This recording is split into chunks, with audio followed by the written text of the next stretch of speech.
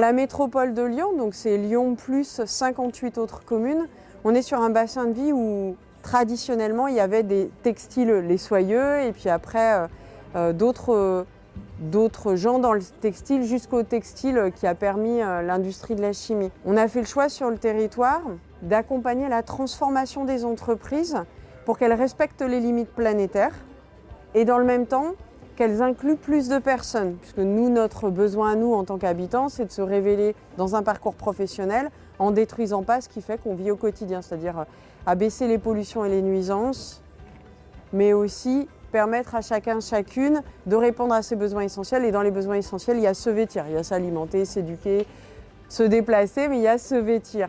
Voilà, donc la métropole de Lyon, elle est engagée avec de l'argent public, mais aussi du temps qu'on dédie aux acteurs de la filière. L'argent public, c'est l'argent notre commun, en fait. On décide de l'allouer plus à l'industrie textile qu'à d'autres filières parce que ça a du sens au nom de notre histoire, mais aussi ça fait notre quotidien et on participe à la transformation de l'avenir. Une des choses les plus importantes, c'est qu'on a un programme d'accompagnement à l'entrepreneuriat qui s'appelle Les Boucles, qui permet aux hommes et aux femmes qui ont envie d'entreprendre ou qui ont envie de se développer, de vraiment comprendre les enjeux de circularité et de trouver des solutions pour tester ces enjeux de circularité, puis après trouver un marché. Donc ce programme Les Boucles, il comprend des acteurs du textile.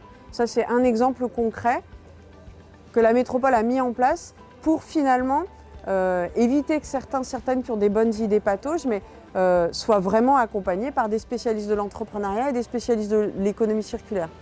Il y a un autre élément qui est très important. On est une grosse collectivité avec 9600 agents.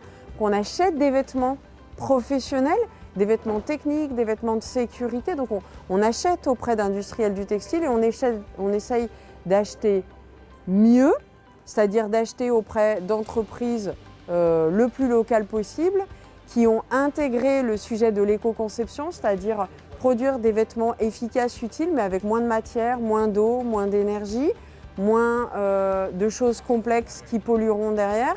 Et puis des entreprises qui savent réparer, réutiliser, reconfectionner à partir de ces vêtements-là. Et c'est important en tant qu'acheteur finalement qu'on donne ces signaux-là aux artisans, aux PME, aux PMI, aux ETI du territoire, pour que du coup elles investissent vraiment ces sujets-là. Quand on voit la vitesse à laquelle le vivant et les équilibres de notre planète se détruisent, forcément qu'on s'engage de plus en plus intensément, donc en mobilisant plus d'argent public et plus de temps de nos équipes sur ces enjeux-là. Ceci étant dit, on se rend compte aujourd'hui, il y a de plus en plus, pas tout le monde, mais il y a de plus en plus d'acteurs socio-économiques qui ont intégré les enjeux de circularité et de solidarité. Il y a de plus en plus d'acteurs socio-économiques qui ont compris qu'il fallait vraiment intégrer la question de la santé environnementale aussi. Et donc ensemble, on chemine et on a des facilitateurs que sont les collectifs d'acteurs. Donc le Fashion Green Hub est un collectif d'acteurs facilitateurs. Le collectif Sans Façon aussi est un facilitateur. Le collectif du Passage Tiafet est un facilitateur. La Chambre des métiers de l'artisanat est un facilitateur. Et c'est avec tous ces facilitateurs qu'on accélère la transformation. Il y a un peu plus de 1800 entreprises qui sont dans cette filière textile. Ça concerne un peu plus de 14 000 personnes, donc c'est important. La filière textile, ça parle beaucoup aux jeunes qui sont dans des écoles, entre guillemets, de mode, mais qui ont envie d'être dans du circulaire et du solidaire, c'est-à-dire qu'ils veulent abaisser l'impact de cette industrie en rendant service et en incluant tout le monde. Voilà.